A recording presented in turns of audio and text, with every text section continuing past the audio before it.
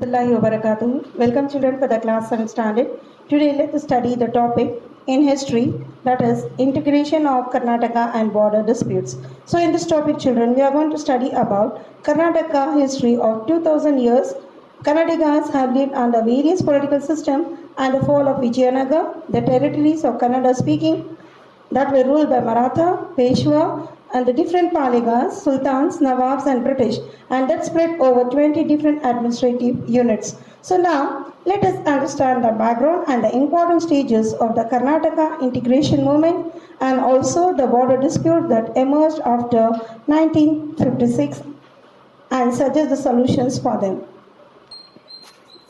First, let us discuss in this topic about the historical background to the integration movement. The extent of Kannada state was from the river Kaveri till river Godavari. That was explained by Kaviraja Marga, and this land was ruled by many Kannada dynasties.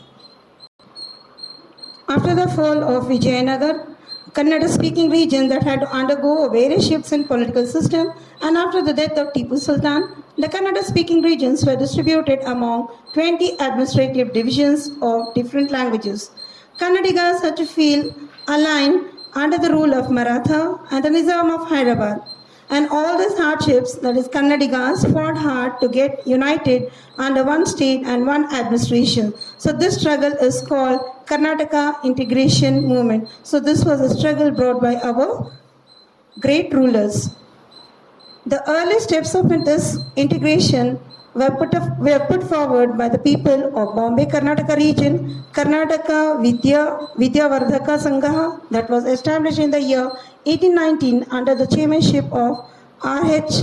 Deshpande, that provided the institutional shape of the dream of integrations. Kannada Sahitya Parishad, that was established in the year 1915 in Bengaluru. What was its aim? It aimed at facilitating the progress of Kannada language and literature, and also aiding the integration of Kannada speaking regions.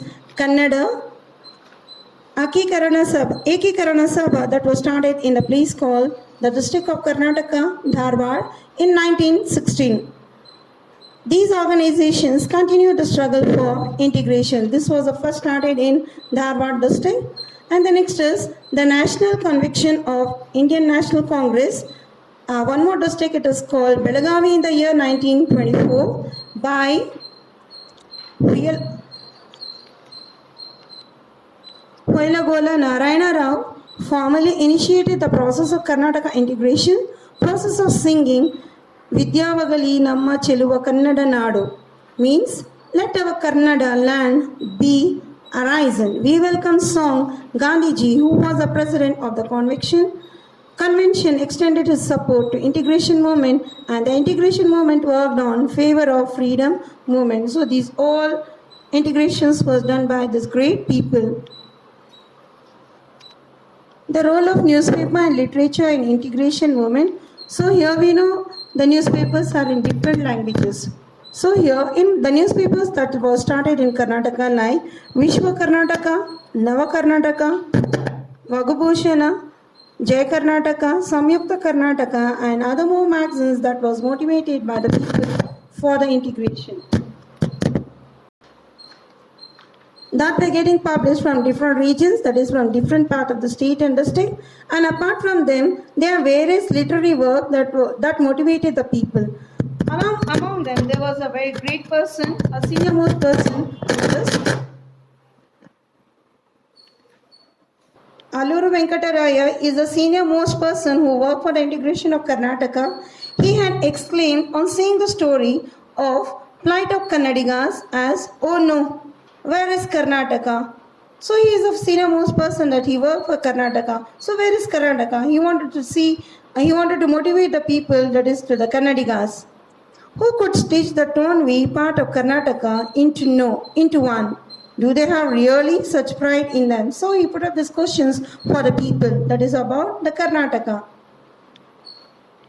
The aim of Alluru Venkataraya was to communicate the glory and richness of Kannada language and land to its members. So he wrote a book titled Karnataka Gatha Vaibhava means the past glory of Karnataka. So he himself composed the book on Karnataka and published by using his own money. So after writing the book on Karnataka, he spent his own pocket money on this publication of the book. And it was motivational book. It inspired the people by reading his book here, that is Alluru Venkataraya, the Kannadigas of Hyderabad. Karnataka honored him and gave him the title Kannada Kulu Purohita, means the high priest of Kannada clan. So that was a title by the Hyderabad Karnataka. And next, Kannada Kulu Shantakavi. It played an important role in motivating the people of Bombay, Karnataka. This is another region. And he collected the money to organize Kannada Literary Convention on the tradition of Dasa, who sought arms in the name of God by declaring here in Kannada. So he noticed the Dasa also. For example, Kabir Das, okay, Kannada Dasa, who is speaking arms of Kannada. So even he started to write of the praising songs of Karnataka by Alluru Venkataraya. Jai He Karnataka Mate, very popular Nadagite of our Karnataka. And one more, Ni Mettuvanela Ade Karnataka, means the land that you stand on is Karnataka, written by a great former poet, who is called Kuvenku. It touched the heart of numerous Kannadigas by reading these two poems composed by them. And one more, it is called Kayaki Kayariki Ya Narai. Okay, he fought for the integration of Kesaragudu with Karnataka till his last breath. And also there are other poets and writers and generalists who motivated the Kannadigas to get united. The next is about the post-independence integration movement. The dream of integration that started half a century ago became reality only in post-independent India in 3 stages. So there are 3 stages. First, let us see about the first stage, that is from 1947 to 1948, after gaining independence. So here before independence, there were 2 types. One is called the political establishment in India, the British provinces and princely states. So these are the 2. That was a first stage. Do you know, children, what do you mean by the princely states and the British provinces? British provinces means the land conquered by the British, so it is called the British provinces. So the British people were ruling over India. They have conquered a land here that was belonging to, it was under them. So you have studied in early classes also by, that is called as the subsidiary alliance, and also the doctrine of lapse, annexation of the state done by Lord Dalhousie.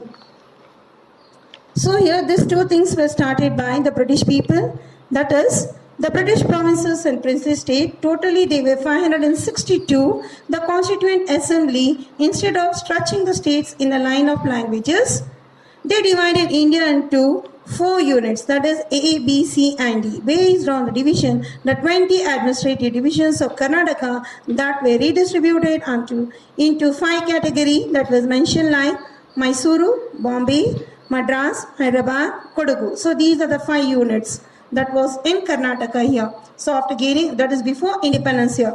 And what is the first foremost step here towards integration was achieved through this. So the first and foremost thing, after dividing the first divisions of the 5 administrative divisions of Karnataka came under, that is after 1947.